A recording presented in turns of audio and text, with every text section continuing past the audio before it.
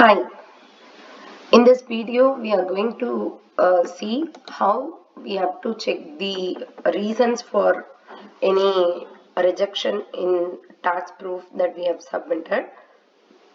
Now the time has come to verify the status of proof submitted. Here is the document to take you through how we have to check the reasons for any of the rejection of proofs. So first we have to log in. Under tax menu there is one component called tax proof history. So you have to click that. After that you have to select the month in which you have made the entries. If it is in January, then you have to select January, or if it is in February, you have to select February.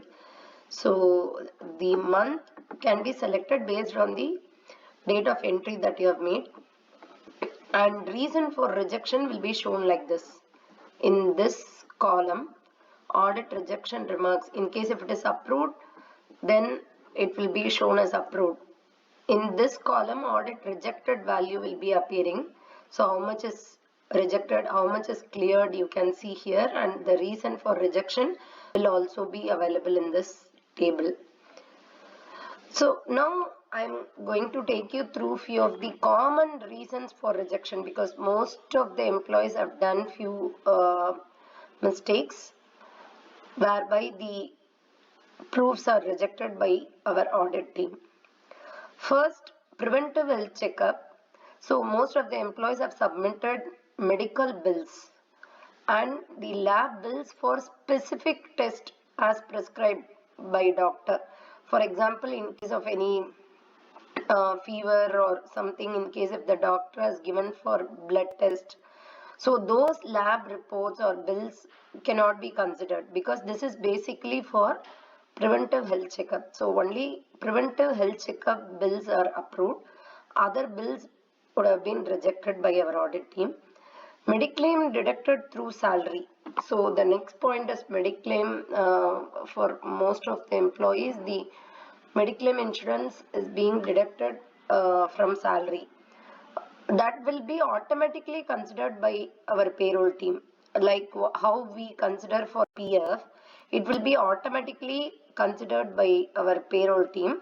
Few employees have updated the value, whatever is being deducted from salary.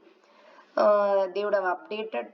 So we have rejected here, but we will consider as a separate value and will be added to the total mediclaim insurance value under ATD. So next is the most important thing, which most of the employees have done a small mistake here.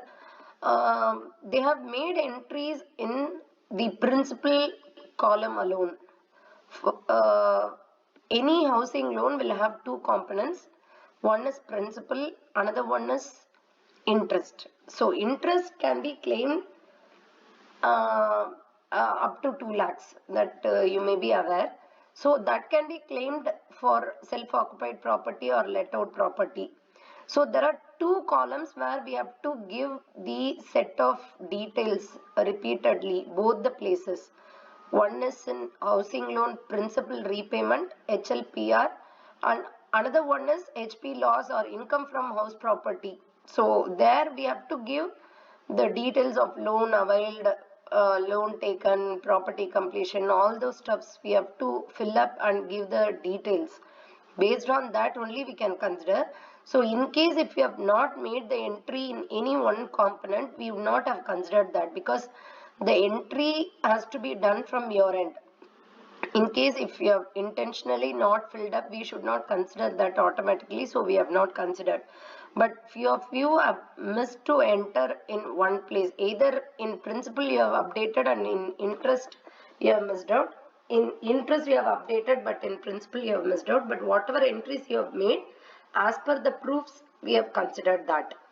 Some people have entered the entire EMI amount in principal column or the interest column. So whatever is applicable has been approved accordingly by our audit team. In case of joint loan, we have clearly mentioned that the declaration from co-owner or co-applicant is mandatory, without which it can be considered up to 50% only. So we have considered only 50% in case if the declaration from co-applicant or co-owner is not attached. Next comes the very important section where most of you have gone wrong is 80EEA. Most of the employees who have housing loan have directly entered the values under 80EEA. Actually, this benefit is over and above the benefit under section 24, that is HP loss, which I have mentioned in point 3. So just to recap quickly on the benefit, which we have explained clearly in our previous video. So this deduction for interest up to 1.5 lakh is over and above the deduction of 2 lakh for interest payments available under 24B. For example, in case if the interest repayment is 3 lakh, you have to first update the 2 lakh value under HP loss or income from house property. Then you have to claim the balance 1.5 lakh or balance interest, whatever is available. If it is 3 lakh, then balance 1 lakh you can claim under 80EA. But most of you have entered directly under 80EA and you have not made any entries under this income or loss from house property. So in those scenario, we have considered this 80EA value under this HP loss category only. So under 80EA we would have rejected and we have considered under this category. So there are certain criteria to claim this. Actually, few of you have not met the criteria, but you have claimed. The loan sanction date should be between 1st April 19 to 31st March 2022, and stamp duty value of property should be either 45 lakhs or less than 45 lakhs only. And the taxpayer should not be, he is not eligible to claim deduction under the existing section 80E because that is applicable for the loan obtained between 16-17.